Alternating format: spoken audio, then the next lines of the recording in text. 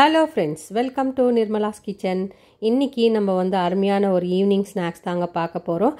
Tea கடை கஜடா எப்படி செய்யுதுன்னு பார்க்கலாம். நம்ம வீட்டிலேயே சுலபமாக எப்படி செய்யுதுன்னு பார்க்கலாம். வீட்டில் இருக்கிற பொருளை வச்சு இந்த டீ கடை கஜடா டேஸ்ட்டாக இருக்கும். அதுக்கப்புறமா குழந்தைங்களுக்கெல்லாம் ரொம்ப பிடிக்கும்.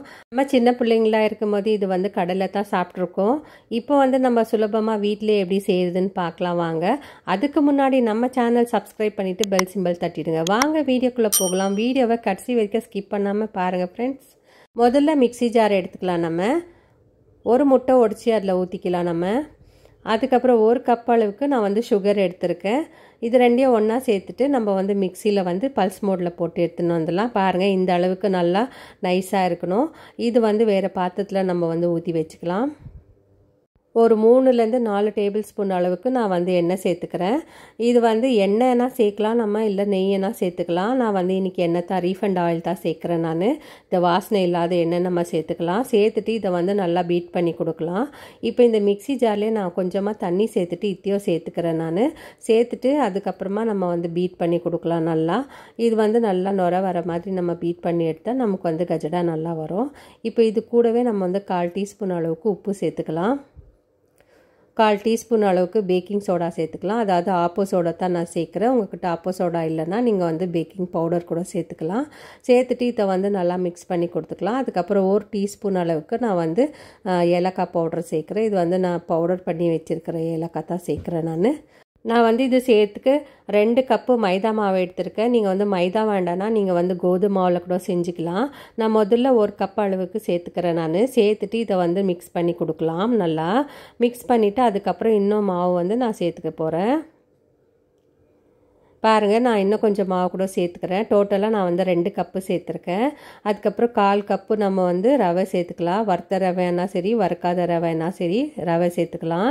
சேர்த்துட்டு நல்லா மிக்ஸ் பண்ணி கொடுக்கலாம். நான் டோட்டலாக 2 கப்பு மாவு, 1/4 கப் அளவுக்கு நான் ரவை எடுத்துருக்கேன். இது ரெண்டும் சேர்த்து நம்ம மிக்ஸ் பண்ணிக்கலாம். இப்போ நான் சர்க்கரை அளவு சொல்கிறேன். சர்க்கரை நான் 1 கப் எடுத்திருக்கேன்.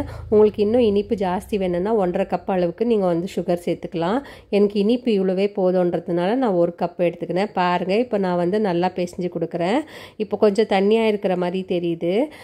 இன்னும் கொஞ்சமாக மாவு சேர்த்துக்கலாம். நான் அதுதான் சொன்னேன், 2 கப் அளவுக்கு தான் நான் மாவு சேர்த்துருக்கேன் இதில். இப்போ இதை சேர்த்துட்டு நம்ம நல்லா பிசைஞ்சு கொடுக்கலாம். இது நல்லா ஒரு கெட்டி பதத்துக்கு வரணும். பாருங்கள், நம்ம கையில் ஒட்டுற மாதிரி வரணும் இந்த மாவு நம்ம பிசையிறது.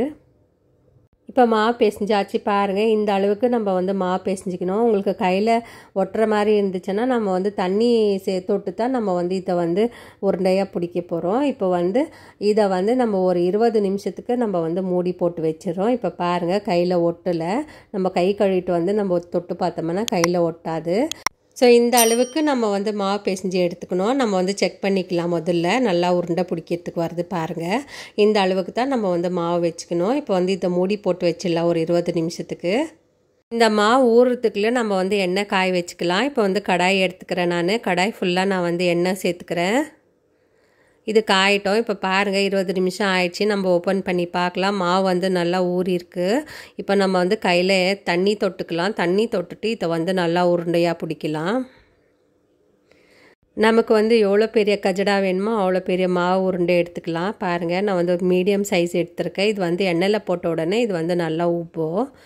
இப்போ நான் இதை எண்ணெயில் சேர்த்துக்கிறேன். நான் முதல்ல நான் ஒன்று சேர்த்துக்கிறேன். சேர்த்துட்டு இது எண்ணெய் ஃபுல்லாக தான் ஊற்றிருக்கேன். ஆனால் இது முழுகலை. நான் வேறு கடாயை எடுத்துக்கிறேன். இப்போது நான் சேஞ்ச் பண்ணிக்கிறேன். சேஞ்ச் பண்ணிவிட்டு இதை ஒன்று போட்டு பார்க்குறேன். இந்த கஜடா எண்ணெயில் நல்லா முழுகணும். அப்போ தான் நமக்கு நல்லா வரும் இது வெந்து. இப்போ நான் பாத்திரத்தை சேஞ்ச் பண்ணிவிட்டு ஃபுல்லாக எண்ணெய் ஊற்றிருக்கேன். இப்போ பாருங்கள், கஜடாலாம் எண்ணெயில் முழுகுது. இந்த அளவுக்கு இருக்கணும் நம்ம சேர்க்குறது. எண்ணெய் கூட கரெக்டாக காஞ்சிருக்கு. சிம்மில் வச்சு தான் நம்ம இதை வேக வைக்க போகிறோம். ஃபுல் ஹை ஃப்ளேமில் வச்சிடாதீங்க. இது சிம்மில் வச்சு அதுக்கப்புறமா நம்ம பாதி வெந்துட்டு பிறகு நம்ம மீடியம் ஃப்ளேமில் வச்சு வேக வச்சுக்கலாம். இது மெதுவாக நம்ம திருப்பி கொடுக்கலாம். கரண்டி சட்டுன்னு நம்ம போடக்கூடாது, இல்லைனா ஒடிஞ்சிடும் இது. இப்போ நான் பாருங்கள், ஃபோர்க்கில் தான் நான் திருப்பி கொடுக்குறேன். இது ஒன்றுக்கு ஒன்று ஒட்டாமல் இருக்கிறதுக்கு நான் ஃபோர்க் வச்சு இந்த கஜடா வந்து நிதானமாக நம்ம வந்து திருப்பி கொடுக்கலாம். பாருங்கள், நான் வந்து பெரிய கரண்டி ஏதோ வைக்கல, சின்னதாக ஃபோர்க் வச்சு தான் நான் வந்து ஒன்றா திருப்பி கொடுக்குறேன். இது நம்ம வந்து சட்டுன்னு கரண்டி போட்டோம்னா இது ஒடிறதுக்கு சான்சஸ் இருக்குது. இப்போ நம்ம வந்து மீடியம் ஃப்ளேமில் தான் வச்சு நம்ம இதை வேக வைக்கிறோம். பாருங்கள், இதுக்கு தானாகவே இது வந்து நல்லா வெடித்து நமக்கு வந்து கஜடா வந்து நல்லா தெரியும். அதனால் இதுக்கு வெடி கேக்குன்னு இன்னொரு பேர் கூட இருக்குது. இதை வேகிறதுக்கு வந்து 8லேருந்து 10 நிமிஷம் ஆகும். நமக்கு இது கொஞ்சம் ஸ்லோவாக தான் இது வந்து வேகும். அதனால் நம்ம வந்து அவசரப்படக்கூடாது. பாருங்கள், இது வந்து நல்லாவே வெடித்து வந்திருக்கு இந்த கேக்கு. நான் காமிக்கிறேன் பாருங்கள். இது இன்னும் நல்லா கொஞ்சம் ப்ரௌன் கலர் ஆச்சுன்னா நமக்கு வந்து நல்லா கிறிஸ்பியாக இருக்கும். மேலெல்லாம் நல்லா கிறிஸ்பியாக இருக்கும், உள்ளே வந்து நல்லா சாஃப்டாக இருக்கும்.